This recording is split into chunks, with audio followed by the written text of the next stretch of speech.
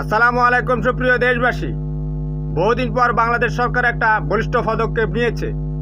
তারা ভারতীয় মুসলমানদেরকে সরকারিভাবে, রাষ্ট্রীয়ভাবে এবং মোদির ছত্রছায়ায় হত্যা, গুম এবং ধর্ষণের প্রতিবাদ জানিয়েছে। এতে ভারতের পররাষ্ট্র মন্ত্রণালয়ের মুখপাত্র রণবীর জয়সওয়াল বলেছে, এটা বাংলাদেশে মুসলমানদের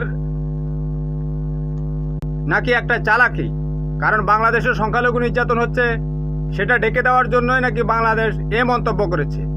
এটা নেহায়েতে ভুল। বাংলাদেশে চট্টগ্রামে আইনজীবী আলিফকে হত্যা করেছিল ইসকন সদস্যরা, কিন্তু বাংলাদেশের মুসলমানরা কোনো প্রতিক্রিয়া দেখায়নি।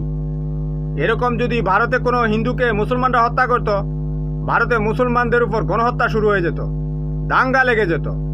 বাংলাদেশের মুসলমান কতটা সহনশীল, ভদ্র, নম্র, এটা সারা বিশ্ববাসী